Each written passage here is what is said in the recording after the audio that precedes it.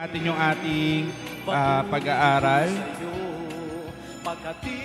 Kuya B, papatay naman ng ano. Thank you. So this morning, mag-start po tayo. Tapos na po tayo sa disciplining our spirit, introduction. Disciplining our soul, introduction. This time, disciplining our body. Okay po, yan yung pag-uusapan natin ngayon hanggang next week. Next week po yung last na natin kasi magbe-break po tayo ng December 22. Thanksgiving natin. Tapos yung susunod. So, next week po yung last natin. Hopefully, magawa na po namin yung certificate nung pang-last. Okay? So, mag-introduce tayo. Discipline our body. You and I, we are created spirit, soul, and body. Pag binalikan natin yung Genesis, ang sabi, kumuha ng ano po kinuha? Alabok. Ano po ginawa sa alabok? Hinulma. Meron pong sumagot yan minsan, tinanong doon sa isang seminar na inatenan ko. Saan, anong ginawa ng Diyos? Kumuha po ng alabok, tapos po dinuraan. Pinaghalo-halo na yung Old Testament. Ay, sorry, kumakain po pala kayo. Pasensya na po. Hindi ko po sinasadya. Ulitin ko po, dinuraan. Sorry. No? Napaghalo yung story in the New Testament, yung po pinagaling yung blind man, tapos kumuha po ng putik, yun po napaghalo niya. So sometimes, yun po yung nagiging problema at concern natin kapag hindi tayo well-versed sa kwento or sa mga sarili-sarili nating Biblia. Kaya po kailangan natin magbasa. So in Genesis, tayo po ay hinulma. Ibig sabihin, tayo po ay may katawan, may body. At kaya makikita rin po, in Genesis sabi, and God breathed the breath of life to the nostrils. Asan po yung nostrils natin? Yung pinakailong, pero ito po siya. Hiningahan tayo. Ibig sabihin, mayroon talagang parte ng katawan natin. Kaya po, hindi natin pwedeng itanggi. Kristiyano ko, kailangan ng spiritual. Correct. Pero partially correct. Kasi uulit-ulitin ko po mga kapatid, pwede po tayo or dapat po talaga tayo maging spiritual, pero reality, we are still in the flesh. Wala naman pong lumalakad sa atin ng nakalutang. Lahat po tayo ay lumalakad pa rin na nakatapak sa semento o sa lupa. So, kailangan po talaga nating pag-aralan yung disciplining our body because God created us with body. Pananagutan po natin sa Diyos because good stewardship, not only the spirit, not only the mind or the soul, but even the body. Pananagutan po natin sa Lord kung paano natin ginagamit yung ating pangangatawan. Kaya nga kanina, banggit ni Pastor, no, we are the temple, our body is the temple of God, the Spirit of God. The question is, anong ginagawa natin sa katawan natin? Yan po yung pag-usapan natin. Let's pray. Father, we thank you. We come before you once again. Thank you for allowing us. Hinayaan mo kaming minsan pa dumating sa punto ng buhay namin na itong sandaling ito, na mag-aaral kami ng iyong salita. And thank you, God. We are moving forward. Whether it's an inch forward, we still thank you. Kahit isang kapiranggot lang na movement, we thank you for that, God. And allow us, God, to sit in your presence, in your throne of grace right now. We want to learn from you, God. Holy Spirit, talk to us. Dwell among us. In Jesus' name we pray. Amen. Magbibigay po ng premyo si Ate Beth. In-announce Ate Beth. Ilang system po ang meron ng katawan natin? Magsa-science tayo ng konti. Although hindi pa ako nakapagturo ng science. No? Minsan namamali po natin, ano po ba? Christmas party. May kumukundap-kundap. Minsan po na konti lang communication. Na-exage natin yung pagbanggit ng science, no? Hindi siya dapat science, hindi rin naman siya dapat science. Kasi magkaiba yun. Science. No? Kapag kasi science lang, S-I-G-N-S. Science. Yun yung, hindi naman siya dapat science. Hindi naman, science. Na-get niyo po, hindi naman siya science. Okay? So, trivia lang when it comes to communication. Exag kasi tayo, nagagawa natin siyang science. Hindi po yun. Signs and wonders po ang magiging pronunciation. Anyway, going back to my question. Balik ako sa tanong ko. Ilang system ang mayroon ng body natin? Konting science lang tayo ngayon. Science. 7. Ano-ano po yun, Tatay Donato?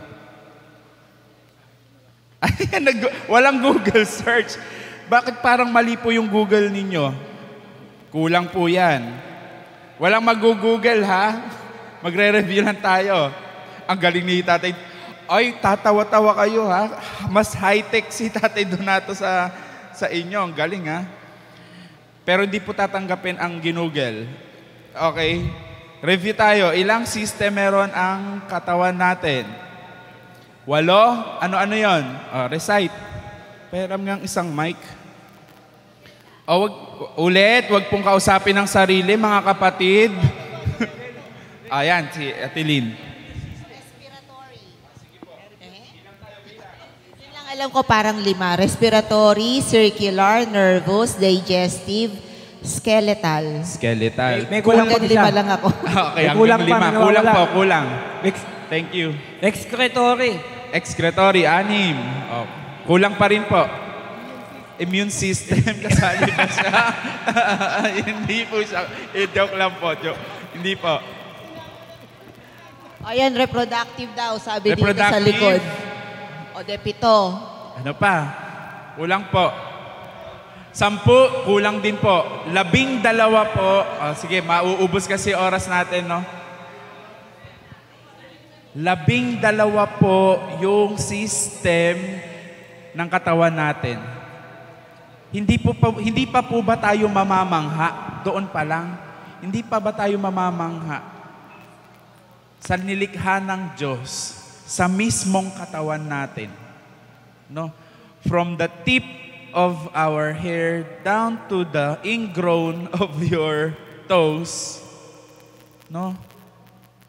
Yung sistema ng Diyos sa katawan mo ang magpapatunay na may Diyos. Kumain tayo ng lugaw, hindi naman idudumi yung tuwalya. Idudumi niyo po yung tuwalya, mama. Hindi naman, di ba? Tapos nagdugtong-dugtong pala yung tuwalya. Sorry, may kumakain pa ba? Sorry na talaga. Okay. Di ba yung kinain natin ngayon, eventually idudumi natin, sistema yan ng katawan natin. No? Hindi ko na rin po isa-isa dahil hindi ko din naman po kabisado. Pero madalas po nating nakakalimutan dyan yung integumentary system, endocrine system. Ano pa yung isa? Anyway, basta may 3 pong madalas tayo nakakalimutan sa mga system natin. Pero aralin nyo po, balikan nyo po yung inyong science. No? Lahat naman po tayo nag-aral. Yung iba nag-aaral pa rin, no? Ang science po ang maghahatid sa atin sa katotohanan and awareness na may Diyos. Hindi po akala natin kinokontradict ng science and technology na may Diyos. Hindi nila pwedeng itanggi at pasubalian na may Diyos. Anumang ginagawa ng science and technology at kung anumang ginagawa ng iba't iba pa, lalo lang yun naghahatid at nag-highlight na may Diyos. Yung pumunta sa buwan, nagpapatunay lang na may Diyos. Diba? Meron naman. Yes po, correct. Siyempre, school ko, kwento ko to, siyempre, bida yung school namin. Kwento ko to Maris. Alam niyo yung kwento na yon, si Maris. Nag-quiz na po ba kayo kay Maris? Hindi pa.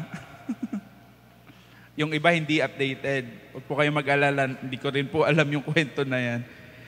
Sa school po namin tayo, Joseph, just quick sharing. We try to revisit, review, and revise the curriculum. Kasi yung curriculum po talagang binibigay, ito po totoo, no? Yung may-ari po ng school namin talagang gusto niyang ibalik. Kasi yung curriculum ng DepEd, twisted po talaga yung knowledge ng mundo. Totoo po yun. Twisted po talaga.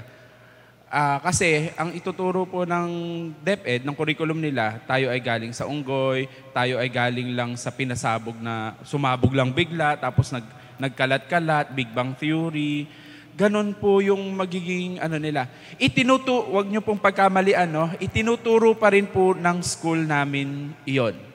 Pero sa dulo ng lahat, binabangga namin at ibinabalik namin sila sa salita ng Diyos.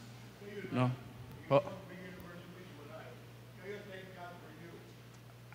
Opo. I think mayroon naman po. Hindi lang po natin, yun po kasi problema sa news, no? Sa news kasi,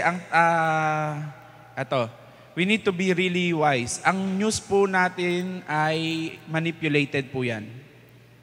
Manipulated po yan. Ang lumalabas po sa pinapanood natin, ako po kasi hindi na ako nanonood ng news gaano. Yan po ay, trim down na. Pinapalabas na lang yung gustong ilabas. To the point na kinokontrol tayo. Yes. Para kontrolin na yan na lang paniwalaan natin. Halimbawa na lang yung COVID. Hindi naman nilabas yung totoo dyan para lang makontrol tayo. Anyway, maraming issue pa yan. Ang gusto ko lang sagutin kay Tatay Joseph. Tatay Joseph, huwag po kayo mawala ng pag-asa. Hindi lang siya na-news, pero marami rin po na mga paaralan na hindi basta pumapayag na ituro lang kung ano yung tinuturo ng libro. No? So, ako na po magsasabi po sa hindi lang siya lumalabas sa news. Okay po. Anyway, going back, lobat po ba to o may tumutunog lang talaga? Hindi pa may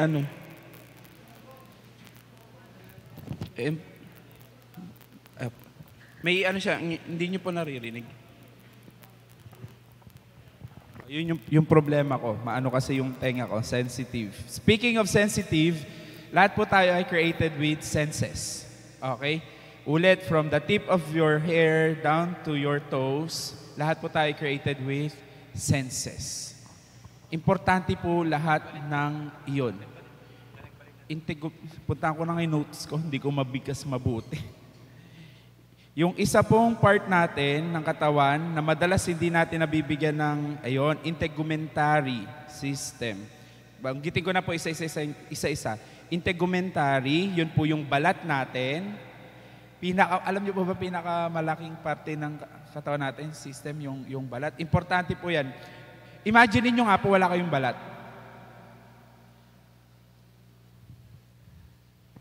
Na-imagine nyo? Maganda po. Pangit, no? Kasi makikita na agad yung tendons, yung laman. Diba? Tapos, pag walang balat, alam niyo po ano mangyayari? Tutugo. Pag nalagyan ng alikabok, mai-infect. Kaya po napakahalaga ng balat. Saka natin pag-uusapan, yan, mamaya natin pag-uusapan. Integumentary, skeletal, yung buto-buto natin. Muscular, muscles, nervous, yung mga puso, endocrine, ito po yung patungkol sa mga hormones. Cardiovascular, yung ipapapalay sa respiratory. Cardio ay puso, tama ba, nurse? Yes, okay. Ito po yung isa nakalimutan, lymphatic. Okay? Yung mga lymph nodes, tonsils, yan po yun. No? Ito po, biruan lang naman natin to, pero mga Pinoy, naku, may tonsils ako lahat naman po may tonsils, mga kapatid, no? Pag po sinabing namamagay yung tonsils natin, ang tawag po doon, tonsillitis. May tonsillitis ako. Okay po. Sana wag na po nating masabi, no?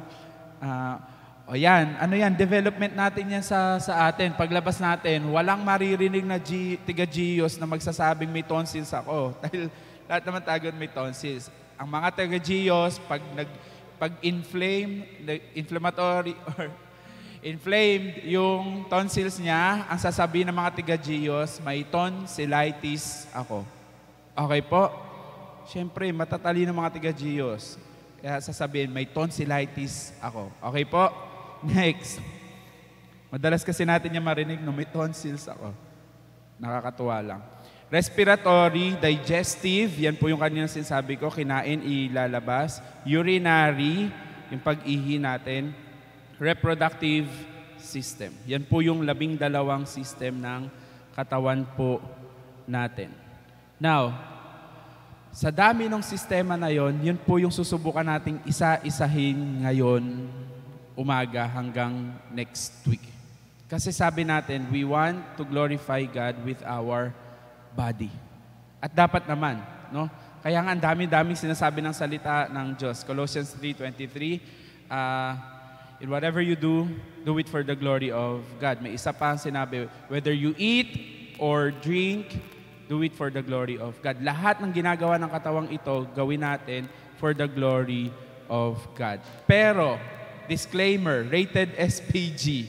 Itong pag-uusapan po natin might be just minor doctrines kasi magkakaiba-iba tayo dito. Huwag po nating pagtalunan. Hindi rin po ito i-decree na dapat ganito ang buhok, dapat ganito ang kilay, dapat ganito ang... Kasi yun po yung pag-uusapan natin ngayong umaga. Okay po? Kaya po, hawak lang sa upuan kasi hindi po tayo magdedebate dito. Yung pag-uusapan natin might be minor, pero hindi makaka-apekto naman sa salvation natin. So please, wag po tayong mag-away. No? Wag natin pagdebatihan yung mga simpleng bagay na to. Okay? These are things that not that essential in terms of our salvation. Pero dapat pag-usapan. Ready na po kayo? Ready na? Hawak na sa upuan. Unang parte ng katawan, buhok. Sabi po in first, tama ba? Kunin ko lang yung notes ko. Sorry, hindi na po ako nakagawang slide kasi anong oras na rin kami nauwi kagabi sa planning po. By the way, nag-planning po, pangalawang beses na po nagpa-meeting ng planning kagabi. Hanggang 10 po kami nauwi. Apo, kagabi. 7 to 10. Anyway, sabi po sa 1 Corinthians 11, pag binasa niyo po hanggang 10 or 9, 10 to 15, basahin niyo po, 1 Corinthians 11. Si Paul po, sinabihan yung mga babae na do not make your hair or your head uncovered. No? Dapat daw may talukpong. Or else, kung kayo ay magpe-pray or magpo-prophesy, basahin niyo po yung 1 Corinthians ninyo. I don't have the luxury of time i-discuss. So please read your Bible. Okay, in 1 Corinthians 11. Yun po ang setup ay sinasabihan yung babae when you will be praying in the congregation or in the assembly or prophesying, make sure that your head is covered or if not, shaved. Ganon yung sinabi. Now, may cultural background po yun. No? Kukuhanin lang natin yung aralin muna natin cultural background, historical background noon. Pero, i-apply natin sa ngayon, yung mga practical. By the way, most ng pag-uusapan po natin ngayong umaga, puro practical. Now, it's up to you kung kukuhanin mo or hindi. Paniniwalaan mo or hindi. Pero practical siya. Kaya nga po, hindi pag-uusapan dito kung essential ba yan sa salvation ko or hindi. Ang gusto natin, objective natin dito, i-assess yung sarili nating katawan at yung katawan na to, nakakapagbigay ba ng kaluguran sa may likha ng katawan na to. And even, alam nyo ba, na may duty and responsibility tayo sa kapwa natin na ayusin yung katawan natin. Okay? Halimbawa, asawa ka. Diba? Hindi mo maayos si katawan mo. Hindi ka na pleasing sa asawa mo. Duty mo yun eh. Okay? O kaya sa katabi mo, sorry, again, kailangan pag-usapan, may amoy ka. Duty mo yun sa paligid. Na-get po natin yun, no? duty natin lahat ng yan. Anyway, going back to the history and the cultural background of 1 Corinthians 11, sabi ni Paul, yung mga babae ay dapat covered. Sa kultura po kasi nila, most of them kasi din, Islam, kailangan talaga covered. And here's another thing. Sa kultura po kasi nila noon, kapag po ikaw ay hindi covered yung head mo, pag babae ka, ang ibig pong sabihin nun, you are saying that you are available for sex. Yun po yung ibig sabihin nun. So kapag, walang cover yung ulo ng babae, ibig sabihin, identified ka as Frosty the Snowman. Prostitute po. Okay. Yung ganun po yung... Sorry, kailangan ko pa explain yung sinasabi ko. No? Ganon po yung cultural background noon. To the point, ito po yung extreme. Nakarating po siya sa Pinas, ginamit ng mga Espanyol, no? Kaya po, pag inaral nyo ang Catholicism, ewan ko po kung nakita nyo po yon, kung naging Katoliko po kayo, yung mga babae, nakabelo, natatandaan nyo. Yes, tas nilalagyan pa ng clip dito. Nanay ko kasi, merong belong mahaba, may belong lang. Yun po yung ginawa ng pananakop ng Espanyol sa atin. And those are the things na pang-control ng relihiyon. Okay? Pero kung kukuhanin natin yung background, gugustuhin mo bang ma-identify ka as prostitute or available ka for sex? Siyempre, hindi. Kaya gagawin mo, i-cover mo yung hair mo. Okay po. Now, yun po yung background na yun. But now, let's put it practically sa buhay natin ngayon. Alam niyo po ba, sa ibang bansa din, lalo sa mga babae po, yung mga nag-OFW, sinasabihan po sila, ino-orient sila, lalo kung ikaw ay household OFW, huwag kang lalabas ng basa ang buhok mo, tas papakita mo sa amo, makikita ng amo mo. Dalawa pwedeng mangyari sa'yo. Yung amo mong babae, sabunutan ka at kalad ka rin ka, alam niyo kung bakit niya gagawin yon? Kasi, kapag lumabas ka, babae, pag lumabas ka, babae, basa ang buhok mo, yon ay nagsasabing, ready na ako. Ready na ako for sex. Kaya ang gagawin nung babaeng asawa, ang mindset niya, sineseduce. Ano ba sa Tagalog yung sineseduce? Inaakit, yon. Inaakit mo yung asawa niya.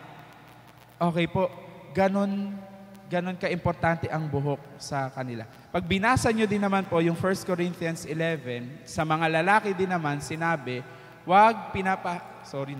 sorry po, Brother Anselmo, natingin ako sa inyo kasi po, hindi po kayo to. Okay, yung Bible po yung babasahin natin. Sabi, mga lalaki, wag din mahaba ang buhok. Practically, ang gusto lang naman sabihin ng Bible or nung 1 Corinthians 11, dapat may kaayusan. Kailangan ma-identify kang babae, kung babae ka, lalaki, kung lalaki ka. Gusto lang dapat magkaroon ng kaayusan. That's one way ng interpretation ng 1 Corinthians 11. Okay po. Now, puntahan natin yung practical. Yung ngayon, paano natin gagamitin sa buhay natin ito, patungkol sa buhok. Paano ba to makakapagbigay glory sa Diyos? Paano din ba dapat dinidisiplina ang sarili natin when it comes to hair? Una, mga babae, turo sa amin nung college kami, kasi mga teacher din, wag kayong lalabas ng bahay nyo nang basa ang buhok nyo. Please. Sorry kung meron man sa inyo, pero hindi po kayo to. Sinasabi ko lang, kailangan natin ilagay sa practical, logical. Kaya din minsan, asawa ko, basa na may buhok mo. Bigyan natin ng logic. Bakit? Lalo po sa Pilipinas tayo. Lumabas po kayo, basa buhok nyo, lahat ng alikabok makukuha po ninyo. No? Nako, baka mamaya sa linggo, tagtinginan. Sino ay kabasa buhok? Sino ba? But that's the reality. I-apply po natin. Ano pa magsisignify pag basa ang buhok? Ibig sabihin, dali. Nagkukumahog, hindi na makuhang magsuklay. Okay po. Tapos may biruan pa ngayong December, no? Pagkatapos makuha ang 13th month, magbilang tayo ng mga rebonded ang buhok. Isa pa pong concern natin yan. Sorry, sangay-sangay yung mga sinasample ko. Isa pang concern natin, no? Kakulangan ng kakontentuhan. Dinisenyong kulot, pinipilit, iunat. Si unat, pinipilit maging kulot. Ay, nako. Naguguluhan na siguro ang Diyos sa atin, no? Ano ba talaga, anak? Dinisenyo kita kasi it fits you well. Yung buhok mo na yan, it fits you well. Yung iba, hindi matanggap, mamumuti talaga yung buhok. Kulay ng kulay. Diba? Ulit, mamaya po, hindi po masama lahat ng iyan. Ibabalansi po natin lahat. No? Siyempre, aesthetic pa rin. Kailangan nakapuputi. Pero kung talagang putiin ang buhok mo tulad ko, kaysa lumabo ang mata mo, alam niyo po ba, every time na nagkukulay po tayo, the strong chemical na ginagamit po sa buhok, yung pagkukulay, it affects your eyes. Every time nagkukulay po kayo. Lalo pag nagkulay po kayo, hindi naman yan binrush lang, tapos na. Ibinababad po yung buhok. Tama po? Diba? Naaamoy niyo po yung chemical? It affects your eyes. Please research, study whatever you are doing to your body. Whatever we are doing to our body. Again, nagsasalita ako, not perfect. Kitang-kita naman, di naman perfect yung body ko, pero wala namang ibang magsasalita, kaya pag-aralan po natin pareho. Buhok pa lang po yung pinag-uusapan natin. Okay? Pagsusuklay. Sabi, di ba sa mga babae, para maging makintab ang buhok, ilang times para magsuklay? 100 times. No? Pero 100 times ka nang sinasabihan magsuklay, hindi ka pa rin nagsusuklay. Kaya nagre-resort into pa-Brazilian, pa-riban, lahat. Ang simple-simple lang naman pala ng gagawin, magsuklay. Bakit hindi magawang magsuklay? Bakit gusto pang magtiis ng isang buong araw ang uubusin? Alam nyo, sorry mga girls, sorry. Kayo kasi madalas. Ilang oras po inuubos nyo sa pagre-reband? Oras o araw? Isang araw. Tapos, ilang araw po kayong hindi maliligo? 3. Ew. Hindi maliligo. Diba? Buhok lang naman. Pero ramdam niyo, di ba ramdam niyo yun pag hindi kayo, maligo man kayo, pag minsan hindi niyo pinaliguan yung ulo niyo, mainit? Buhok pa lang po yung pinag-uusapan natin. Sino po dito ang kinuto na? Wag na itaas yung kamay. Sorry. Nung bata, kinuto, nilisa, no? Minsan kapabayaan na rin natin yon. Balakubak, wala tayong magagawa doon. Lalo, ako po, pag stress na stress, ang balakubak po ay resulta ng stress. Hindi po yan sa shampoo. Malaking bahagi po ng balakubak na meron tayo dahil sa stress. Lumalabas yan. Okay? Ano pang hair care pala yung naging topic natin.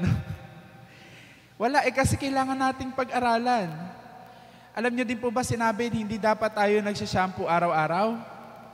Hindi po dapat nagsashampoo araw-araw kasi masasagad din po yung buhok natin. Now, why do we need to talk about? Bakit kailangan natin pag-usapan itong buhok na to? The Bible is really telling us, girls, your crowning glory is your hair. Bible po nagsasabi. Kailangan alagaan niyo yan. No? At hindi lang girls, even boys. No? Kailangan ayusin man lang yung babagay. Pag inaral nyo, ni-research nyo, napakalaki daw ng epekto ng klase ng buhok sa itsura ng tao.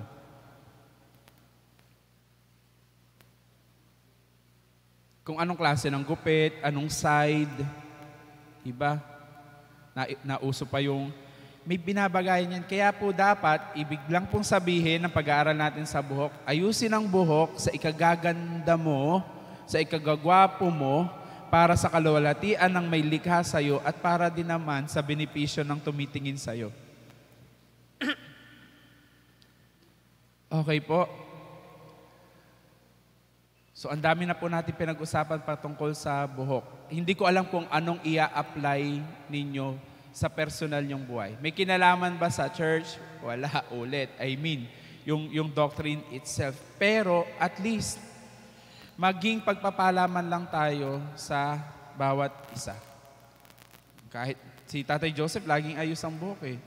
Ano po ba ginagamit niyo dyan? Pomada. Dati pa yan. Gel po. Hindi lumalabas ng hindi ayos ang buhok. Ayos ang buhok. The same thing po, punta natin ang next. Okay na po kayo sa buhok? Hindi pa natin napag-usapan yung split ends nyo. Hindi pa po natin yeah? Pero ang dami pong may kinalaman sa buhok natin. So please, as much as possible, adorn your hair, adorn yourself, your crowning glory, na magbibigay ng kaluwalhatian sa Diyos at magiging blessing sa mga tao sa paligid natin. Okay po. Isa pang part ng katawan natin na halos kamukha din ng buhok natin ay yung kilay. Yung mga babae, punta natin mga babae, kasi kami, hindi naman kami nagpapakilay noon. Pero ngayon, mind you, aralin nyo po, mga lalaki ngayon, kung kayo po ay mahilig sa mga, ano ba yun? SB, basta yun.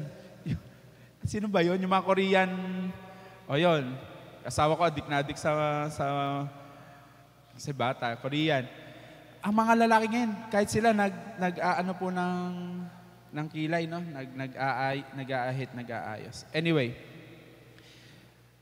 yung mga babae, sabi daw, pag daw hindi daw sila I don't know kung totoo sa lahat to. I don't know if this is a general truth. Pero madalas ko marinig kasi dahil yung mga katrabaho namin ay babae. Pag daw kayo ay walang lapis at hindi nyo din drawingan yung sarili ninyo, ang galing ng mga babae mag-drawing yun, no? Feeling nyo daw kalbo kayo? Totoo ba yun? Feeling may kulang. Feeling may kulang. Okay. So kailangan talaga siyang ginuguhitan, kilayan, no? At yung iba po, meron din ako mga ilang kilala, meron na po ba dito nakatattoo na yung kilay? Wala pa. Meron po kami, katrabaho namin, nakatattoo na po yung kilay niya. Kasi siyempre, less stress, less gayak, hindi niya naiintindihin kung may kilay ba siya or wala. Kasi talaga namang it takes time eh. Gano'n na po siya. Ang gusto ko pong sabihin, tingnan niyo po ang ginagawa ng mundo. Mamaya kasi lalagumin, or hindi mamaya, baka next week pa. Titingnan natin lahat ng ginagawa ng mundong kalokohan na binibili nating mga anak ng Diyos. No? Yung kilay, no? Hindi malaman kung anong gagawin sa kilay. It takes time din talaga. Kasi nakikita ko yung mga katrabaho ko, ilang minuto din yung ginugulgul yung gugulgulin, susuklayin. Ang tagal, no? Pero, tingnan po natin, paano ba siya i-apply? Baka maganda nga ang kilay natin, pero mapagmataas at laging namimintas. Yo, alam niyo yung kanta na yun? Baka yung kilay natin, tattoo nga, maganda nga yung shade, pero lagi namang nakataas at laging namimintas. What's the sense ng kilay? No? Sorry, hindi ko pala nabigyan ng background yung buhok. Yung buhok din naman. Baka mamaya, ginagamit natin yung buhok natin, inaayos nga natin, pero to seduce. Yun yung mga application natin na dapat bantayan. Malaki kasing aralin nyo po tingnan nyo po ito pag babae. Pag babae gustong magpa-tweetums or magpapansin, ano ginagawa nyo? Paano? Gaganyan, di ba? It means you are seducing. It means inaakit mo. Kaya po, baka mamaya, inaayos nga natin yung buhok natin, pero sa maling pamamaraan. Okay po, the same thing with the kilay. Baka inaayos nga natin, maganda nga kilay natin, pero pag nakakita ng hindi maganda, nakataas lagi ang kilay natin. So, tinitingnan natin kung ano yung dapat gawin at paano siya dapat gamitin. Next nating puntahan. Mata. Kilay. Mata. Pero, sige, balikan ko pa po yung design ng Lord. Ang disenyo ng Lord, sa lahat ng sistema ng katawan natin, it is for our good. Pag wala po tayong buhok, alam nyo po, wala pong sisingawan. Pores po yan eh. Wala pong sisingawan yung init ng katawan natin. Mag-overheat po tayo. Kaya po importante ang may buhok. Sorry, Ninong puti. Tatay ko din kalbo. Kaya tinayo, mabilis mag-init ang ulo nila. Joke lang po. Tatay ko mainit lagi ulo. Ang disenyo ng Diyos dyan para maging exhaust. Kaya po dapat yan talagang inaalagaan. Okay po, yung kilay, disenyo din yan ng Diyos para po kung pawisan man po tayo, hindi siya didiretso agad sa mata natin at mahihilam tayo. Disenyo yan ng Diyos. Pilik mata, disenyo ng Diyos para kung mayroon mang alikabok, hindi siya agad papasok. Masasaling siya, pipikit, magiging sensitive kasi, pipikit, hindi ba kakapasok yung alikabok. Okay po. Sa lahat-lahat po na pag-uusapan natin, kung aaralin nyo po, mapabuhok, hanggang sa, pati ingrown po, no? Lahat po yan ay disenyo ng Diyos sa ikabubuti mo at sa ikabubuti ko. Kaya po, anumang ginagawa natin na kalokohan, to alter, yung palitan, yung disenyo ng Diyos sa katawan na to, nagkakaroon po ng epekto.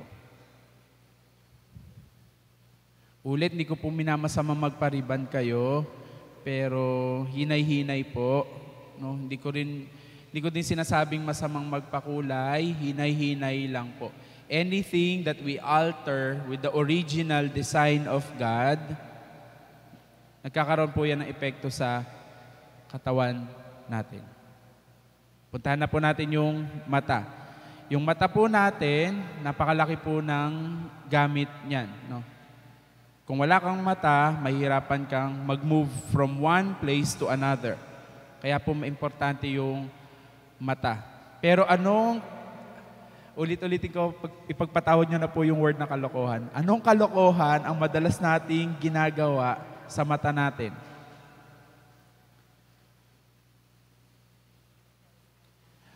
False eyelashes, no? Nahirap ka ng dumilat kasi sa bigat.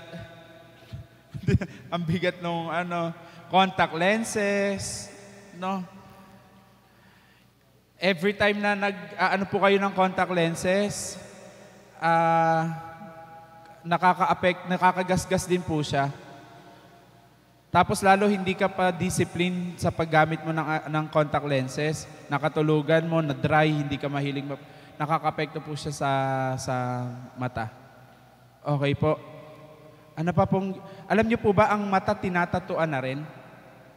Yes. Tinatatuan na rin po ang mata. Di ba po nag-YouTube naman po kayo? Mag-research po kayo ng mga ganyang information para po at makadagdag sa kaalaman ninyo. Ano pa pong ginagawa natin sa mata natin? Tama po, no? Ginagawang, ang tawag nila doon, dull eyes, pinapaganon pa nila, no? Kasi gusto natin kopyahin yung Koreano. Ang dami nating gustong alisin sa disenyo ng Diyos sa buhay natin. Okay? Mata. kung ano yung ginagawa natin dyan. Pero practical natin tingnan. Ano yung mga ginagawa natin sa mata natin? Yung 3 oras, 4 na oras, 5 oras, buong araw kang naka-cellphone. May online games ka na, may ka-chat ka pa, may ka-video call ka pa. No, mga kabataan, nangingiti kayo. Yung mata nyo, tutok na lang sa phone. Kami namang matatanda, ilang oras nang nasa TV. Napanood na lahat ng teleserye. No? Mga young adult naman, kami. Dahil ang trabaho namin, minsan gabi, puyat ang kalaban naman namin. We don't give rest to our eyes. Anong ginagawa natin sa mata natin? Now, lalimin pa natin. Anong ginagawa natin sa mata natin when it comes to looking to other people? Mainggitin ba yung mata na yan? Buti pa siya meron. Bakit siya ganon? Ba't ako ganito? What do we do with our eyes? Yung mata ba natin ay mapang mata?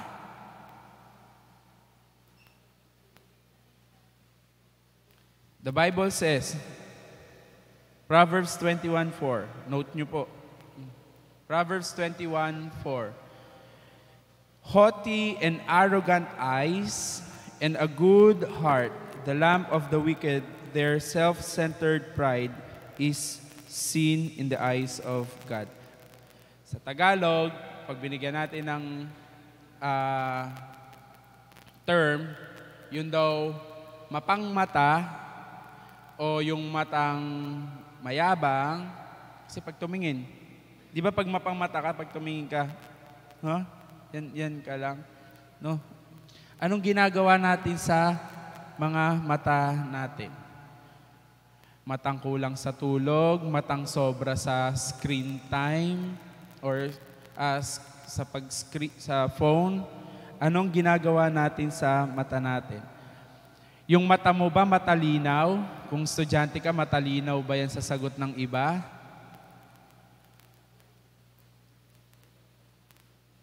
Yung mata ba natin matalinaw sa dumi ng iba? Sa puwing ng iba? Saan malinaw yung mata natin? Sa pera. Kahit nga po wala yatang... Tatay ko magaling eh. Kahit yata walang mata sa pera, alamang aligasgas pa lang eh. Di ba? Alam ko 20, alamang kakaiba. Parang di na po kailangan ng mata nun. Mata po yung pinag-usapan natin. Anong ginagawa natin sa mata natin?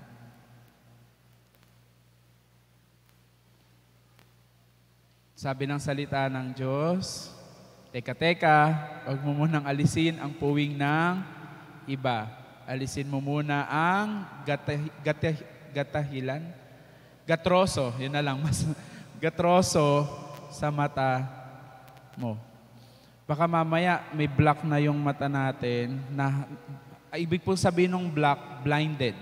Baka blinded na mismo yung mata natin. In another term, baka self-righteous na tayo. Nang nakikita lang natin ay yung mali ng iba, hindi na natin nakikita yung sarili nating puwing, yung sarili nating mali. So anong ginagawa natin sa mata natin? So, iba-iba po practical. Pakailangan ng yellow, tubig. Mataas po BP? Mataas ba BP? Mababa. Okay po.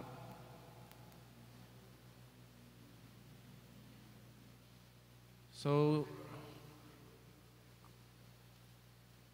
kailangan pong i-check, lalo kung mainit.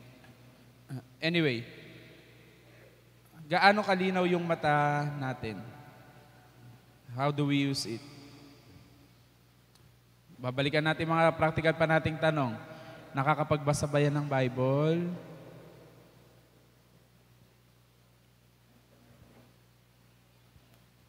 Nakakapag-quiz ba yan ng Bible? O kay Maris lang nagko-quiz? Mata. No? Importante po yung mata na yan. Alam niyo po yung mata minsan din, nagagamit din po yan sa kalokohan, pagsisinungaling. Minsan di ba pag nagkikindatang kayo, tingin na lang sa mata. Parang, sasabihin na. Kahit hindi kayo nag-uusap, pero nangungusap po ang mata. Nangungusap po ang mata. Kasi salita ng Diyos or even quotation, your eyes, my eyes are the windows to our soul. Kaya po nakikita yan eh. Ang mata pwedeng ngumiti, nangungusap po yan. Kahit po nakangiti ang labi, pero tingnan mo sa mata. Makikita mo sa mata kung yan ba ay malungkot, masaya, nagsisinungaling, nagsasabi ng totoo, sigurado ba siya sa sinasabi o hindi. Sa mata nyo po tingnan. Kaya hindi po madadaya eh. Sa mata nyo po titingnan. So again, what do we do with our eyes? How do we discipline our eyes? Balikan po natin pundasyon. Pagdisiplina ng katawan. Buhok, kilay, mata pa lang po yung pinag-uusapan natin. Hindi ko na po itutuloy kasi halos patapos na po at naghihintay na yung lunch. Hindi ko alam, baka mamaya announce ko pala mali pala. No? Hindi nga pala. Oh, yan, next time, yan yung pag-usapan natin, bibig. Matatabil na bibig, hindi nag-iis. Yan yung mga pag-uusapan po natin. But anyway, we still have 8 minutes. Question, bago ko po i-wrap up. Isa-sum up ko po. Question, insight, anything na gusto nyo pong sabihin. Brother Ansel. Ang pamamaraan ng ginagawa pag ang matay napupuwing. Yung iba, pinahihipan. Yung iba naman, inidilat sa tubig para daw mawala ang puwing.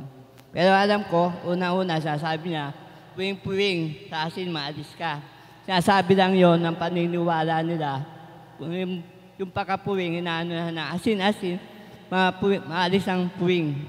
May tinuturo sa mga bata para bang paniniwala, para mawala ka agad yung puwing. Epekto to dahil sa pagtitiwala sa Diyos.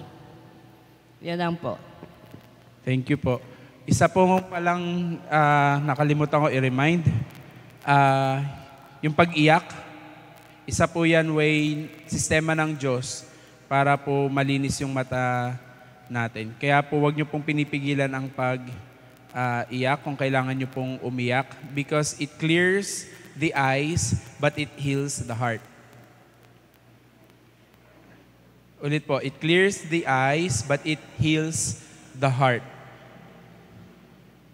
Kasi pag naiyak na ni mata, kung ano yung nararamdaman ni puso, yun po talaga yan. So, please, huwag niyo pong pigilan yung pag-iyak ninyo. Huwag po kayo mag-alala. Ang luha, pag natuyo, magiging muta. Kaya po, ibig sabihin, madumi po talaga yun. May dumi, kailangan linisin. Anything pa po na gusto nyong sabihin? Taas pa lang po tayo. Marami pa po. Wala pa yung ilong, wala pa yung bibig, wala pa yung tenga. Pababa pa po tayo. Sana matapos natin next week. Mata, makasalanan. Okay. Makasalanan sa tao ay mata. Ang sabi po ng Biblia, actually, ay kung ano pong inilalabas natin, hindi daw po kung ano yung pumapasok. Pero dapat nga po ginagwardyahan talaga yan. Naituro ko na po sa inyo yun. Gwardyahan nyo po lahat ng entry points natin. Ito po, entry points po yan. Ito po, entry points. Ito, entry points. Ito, entry points. Lahat ng senses natin. Kasi pag yan po nakapasok, mapupulyot po yung loob kung anong kung anong loob siyang ilalabas at yun yung nagpapasama sa tao. Kaya po, gwardyahan, we need to guard lahat ng yan.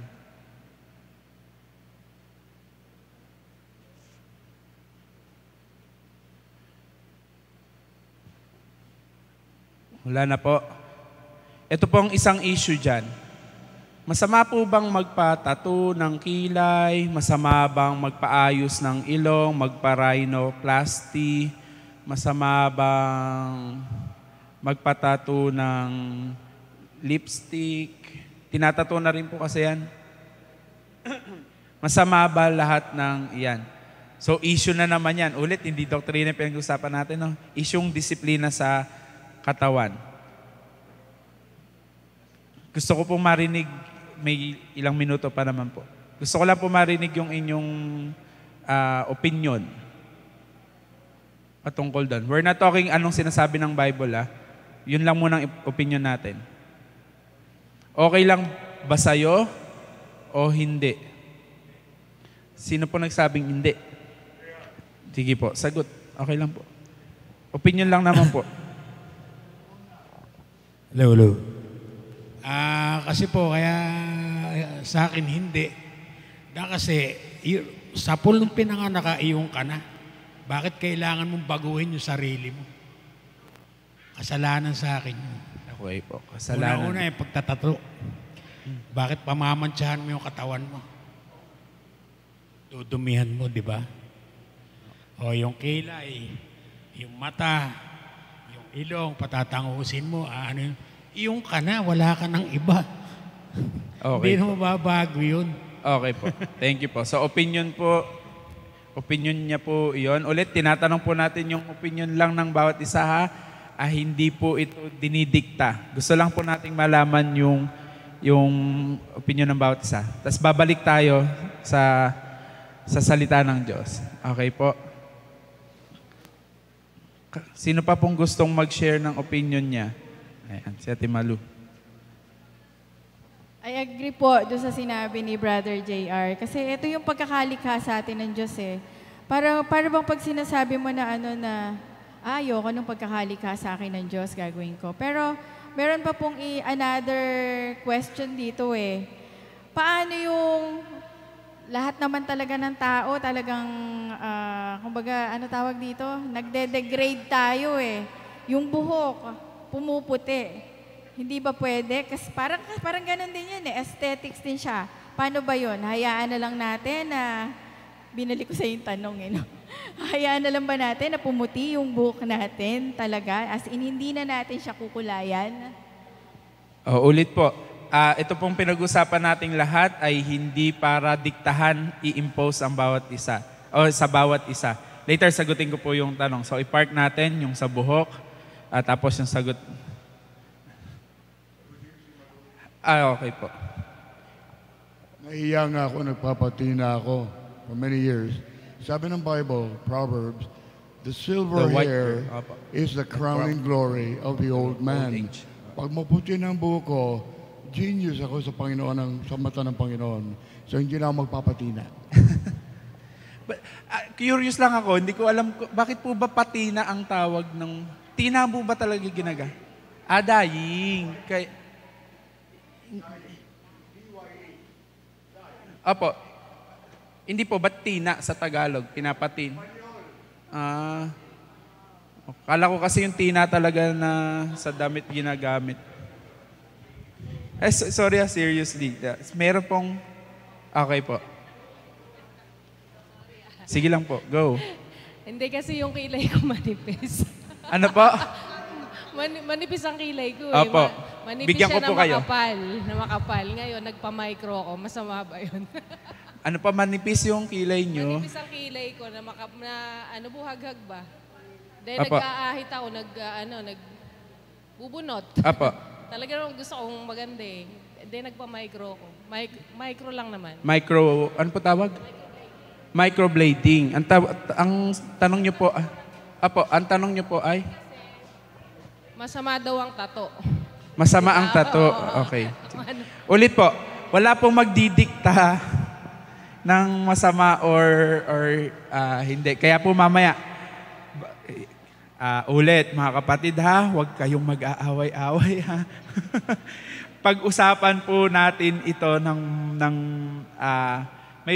may pag-aanuhan po tayo mamaya. Hopefully, maipagdugtong-dugtong ko yung mga bituka natin pare-pareho. Ano po? Kasi marami pong tao nagiging legalistic masyado pagdating po sa ganyang approach. Pero kung tingnan po natin, una sa lahat, sabi niyo nga kanina, hindi naman magkakasala yung tao kung gagawin niyo yung bagay na wala makaka-apekto sa kaligtasan natin. Pero may instances kasi na kailangan, for example sa trabaho, may nire-required na wala kang kilay, pero kailangan presentable kang tingnan. So, sigurado naman, hindi naman pagkakasala sa Lord yung kung gusto mo maging presentable tingnan at karespeto ako dun sa bagay na yun. So, ayun po, may mga exceptions din naman siguro na papayagan naman ng Lord, di ba? May mga permissive will ang Lord na binibigay din sa mga tao. And hindi naman natin pagkakasala yun eh. Di ba? Lalo na kung maganda naman natin gagawin. Okay po. Sige. Thank you, Christian. Meron pa po? Yung sa akin naman, kasi iba kaya nila ginagawa yon for aesthetic purposes daw. Ngayon naman kasi, yung iba nagpapagawa, iba-iba kasi tayo ng stand, yung tingin ko sino, maganda ba sa'yo yan, bagay ba sa'yo yan, kung sa feeling niya, maganda para sa kanya yun at makabubuti sa kanya yun, tingin ko okay naman. Meron din pala akong tattoo. Sorry, may tattoo talaga ako sa paas. Nagpa-tattoo. Sige po. Ate Beth.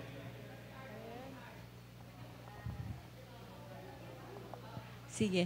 Sa akin naman, di ba meron din sa Bible, sabi, all are permissible, but not beneficial. but not all are beneficial. So, pwede natin gawin kung ano sa ating tingin ay, sa tingin nyo ay maganda o Your tama, own di ba? conviction. Yan yung mama explain ko. Pero, not all are beneficial. So, we have to categorize sa atin yun. Anin dito yung gagawin ko sa tingin ko ay tama na magbe-benefit or beneficial sa akin. Masasagot po natin yun personally. If you know that that is not beneficial, bakit mo gagawin para sa sarili mo? Ako, kulot, may natural lang hair ko. Bigla, talaga siya, pag humahaba, kumukulot talaga siya. So, nung bata ako, sabi ko gusto ko maging straight yung hair ko. Kasi tontuwa ako. Parang kahit hanginin, parang hindi na sumasabog, hindi nagugulo. Hanggang sa yun, nagpapa-straight. Sa tingin ko, sa una maganda. Pero, eventually, nada-dry. Actually, namamatay yung ang tawag doon? Yung magandang root ng hair. Yun yung sinasabi natin na pwede kong gawin na magpa-rebond, magpa-straight, kung ano-ano pang Brazilian, kung ano mang treatment yan. Pero sa dulo nun, may effect. At iyon yung inaani ko. Tapos talaga naman patanda na ng patanda. Talagang yung buhok ay pumuputi siya. So, dati kasi, naabuso ko kasi yung yung buhok ko. Talagang pag minakita akong puti dyan, binubunot ko. Tontuwa naman kasi ako kasi di ba maginhawa sa pakiramdam minsan kasi Makati yun eh. Pero, sabi nila, ewan ko lang din, pero sa akin, aprubahan ko, talagang saan parte ko siya tinanggal, dumadami talaga siya. Hanggang sa nagkukulay ako. Ang effect nito, totoo yun. Chemical kasi yan eh. Na-aprubahan ko, lumabo talaga yung mata ko. Aside from na-expose nga ako sa gadget, sa laptop, sa screen, yun. Pero tingin ko, isa sa yun sa nag-cause sa akin, kaya mabilis lumabo yung mga mata ko. So, nasa sa akin, ako yung may gawa, ako may trabaho, ako yung nagplano, ako yung nag-decide na gawin ko to sa katawan ko, inaani ko, may consequence yun. Hindi siya beneficial at the end. in the end pala. Okay, thank you. Sige. Meron pa po? Kasi subukan na nating pagkasunduan, no? Sabi ni Ate Beth, everything is permissible but not beneficial. At sa kanya na rin mismo nanggaling, sometimes kahit maisip mo na it doesn't benefit me, pero sometimes na-desisyonan mo na gawin, ang magiging resulta nun, talaga, consequence nung kahit pinag-isipan mo na, hindi naman magbe-benefit sa akin, pero gusto ko maganda pa rin ako tingnan, magiging consequence pa rin yun sa atin. Ibig pong sabihin, ito pong mga pinag-uusapan natin is not a standard to impose to everybody. Hindi po siya i-impose to everybody. But it is a personal conviction mo. Usapan nyo ng Lord. But in general, ito po yung pagkasundan natin. In general, kapag yang ginagawa natin sa katawan natin, hindi na nakakapagbigay kaluguran sa Diyos, to the point na sabi nga, nawawala na yung ikaw, mamaya, mas ko pa, nawawala na ikaw, at hindi na rin siya nagiging kaluguran, or at least pleasing to the eyes ng ibang tao, yun yung bantayan natin. Okay po. Now, I also heard, sabi, puntahan muna natin yung sinabi ni Christian. Yun nga po, ang ingatan natin sa church, maging legalistic tayo. Remember, you and I, we are created by God uniquely. Hindi ko pwedeng i-impose yung kilay ko, dapat maging kilay nyo. Hindi yun. Kinrate tayo uniquely ni God. Okay? Kaya yung, punta ko yung sinabing Christian, yun po yung babantayan lang natin sa loob ng church. To the point na magiging legalistic tayo or self-righteous tayo pagdating sa mga ganong usapin. Actually, ang tawag dun sa usapin na yon, non-essentials or minor. Okay? Kaya hindi po yan dapat pagtalunan. Okay po, pinag-uusapan lang natin kasi katulad ng 1 Corinthians 11, baka pwede nating ilagay sa ayos. Dapat ilagay sa ayos. Now, puntahan ko po yung mga sagot or tanong nila. Ang tanong ay, ayun, kilay, may tattoo, buhok, magpapakulay. Ulit, conviction nyo po iyan. No? Kung kayo po ay nagpa-tattoo ng kilay ninyo, microbe o kung ano man po iyan, una ko pong sasabihin ay, una, katawan mo yan. Pangalawa, pera mo yan. Hindi ko naman pera yan. No? Ikaw naman ang masasaktan kung masakit man yung proseso na yan, no? Kikibo ako kung pera ko yung gagamitin mo. Kikibo ako kung kilay ko yung papakailaman mo. Diba? Ito po yung mga ilang pang, mamaya, extreme na mali. Yun po yung isang part. Yung naman sa buhok. The same thing, conviction nyo. Kung sa tingin ninyo, gusto nyo magkulay, lalo kung trabaho, at mas makakaboost ng confidence ninyo, go ahead. Pero again, hindi nga lahat beneficial. Pinag-uusapan natin. Baka kakakulay kasi natin, namatay ang buhok, lumabo ang mata. But again, sa kabila ng lahat ng narinig natin, gusto nyo pa rin pong magpakulay ng buhok? Sige. Gusto nyo gawing rainbow yung buhok nyo? Sige. No? As long as ito po yung mga sinasabi kong extreme. As long as, baka mamaya, nagpakulay ka, nagpagawa ka ng kung ano mang pinapagawa mo sa sarili mo, affected naman budget nyo. Maganda nga buhok mo, wala namang makain yung anak mo. Ano kakainin ng anak mo? Buhok mo. Anak, sapin-sapin, kain ka. Iba-iba kulay. Nag-get nyo po yung extreme na sinasabi ko? Please, bantayan nyo. Ito pa, extreme. Baka mamaya, paggawa tayo ng paggawa, nawawala na yung identity natin, namatay tayo, humarap tayo sa Diyos, sabi mo sa Lord, tumanggap po ako sa inyo. Sino ka ba? Hindi ka na nakilala ng Lord kasi yung kilay mo napunta na dito, yung ilong mo nandito, kakabanat. No? Yun po yung isa sa iingatan natin. Baka we're losing our identity. Hindi ka na makilala. And, puntahan ko yung narinig kong term dito, natural. Mga kapatid, may natural po talagang nakalagay dyan sa built na sa katawan natin. Pag ginalaw po natin yan nang hindi naman dapat galawin, sino po dito mga naoperahan na? Kahit pong anong opera. Sige po, baba. Hindi ko na po kayo tatanungin, pero most likely ang isasagot nyo sa akin, may nabago sa sistema nyo. Tama? Ngayon, kung sabihin ko, ako nagpatato, ikaw nagpa-opera, masama din yan. Naget nyo? Ano ba ikaw masama din yan. Ang gusto ko lang pong sabihin, anything na binabangga natin sa natural po na likha ng Diyos yan eh. Pag binangga mo yan, talaga magkakaroon po ng diferensya. Gugulo. Okay po. Now, puntahan pa natin yung iba. Masama ba na magpatangos ng ilong?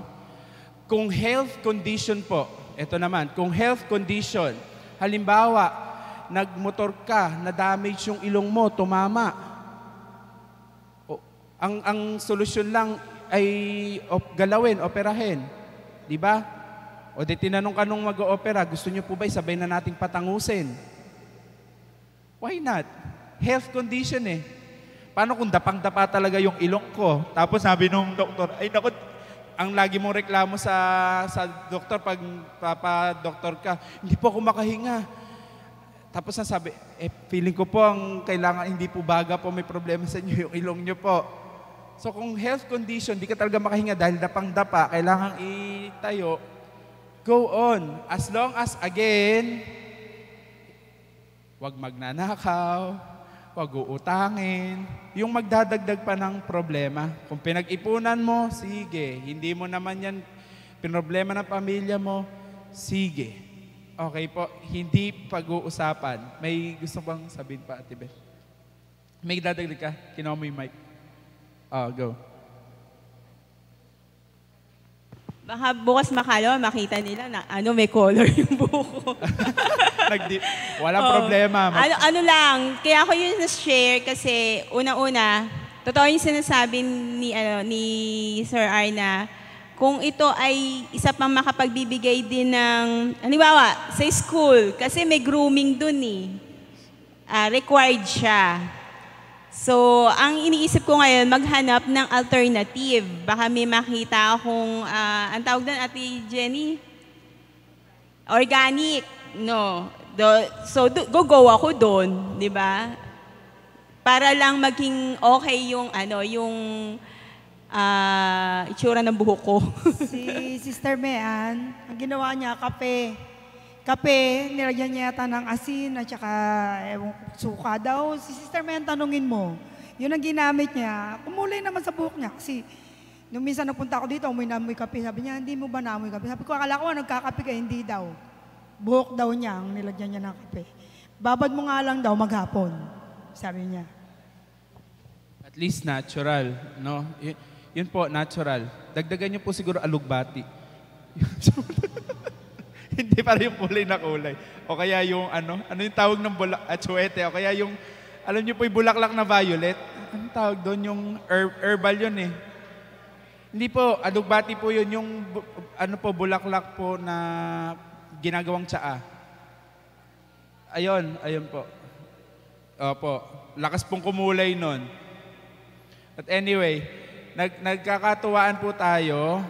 Balikan po natin objective natin. Objective natin, i-assess yung sarili nating katawan. Ulit po, sariling katawan. Conviction patungkol sa'yo at sa may likha sa'yo. And tingnan din sa paligid kung pleasing pa ba? No, lalo po kung sa pamilya, lalo po kung asawa, kung pleasing pa ba? Kasi kailangan po nating maging pleasing din. Not to please people, pero pag nakita tayo, babalik ire-reflect natin na mabuti ang may likha sa atin. Maganda ang may likha sa atin.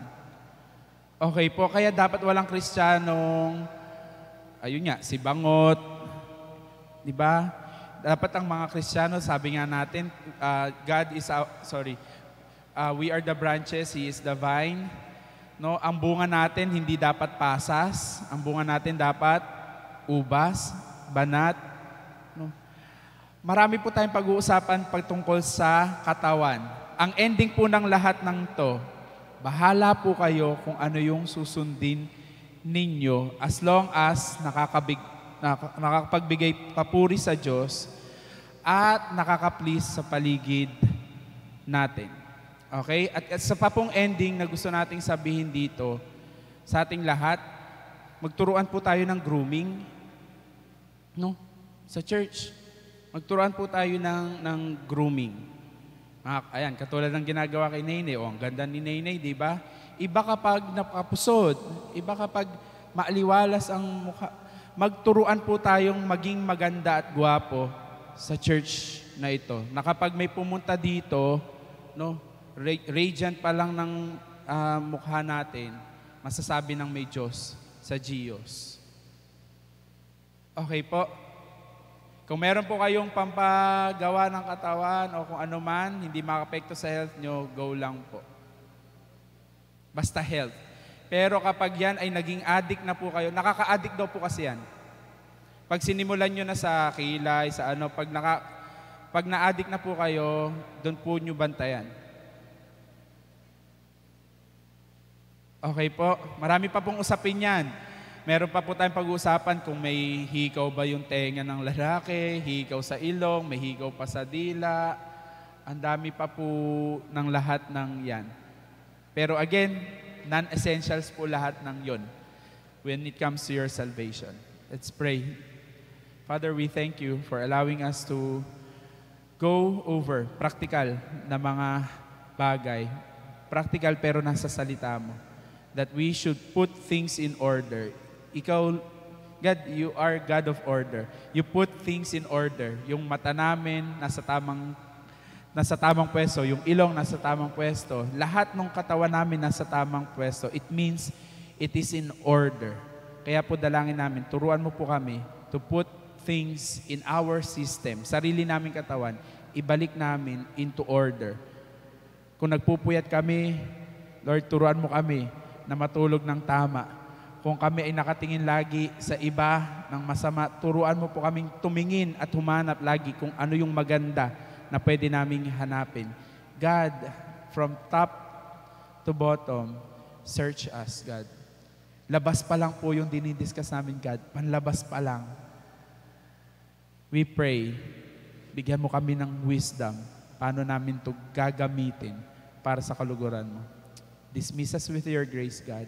And dismiss us with peace na kami po'y magkakasundo sa mga bagay na hindi naman makakapekto sa salvation namin, God. Buklurin mo po kami ng pag-ibig na maghahatid sa amin sa pag-unawa sa bawat isa. In Jesus' name we pray. Amen. God bless you po. Tuloy po natin next week.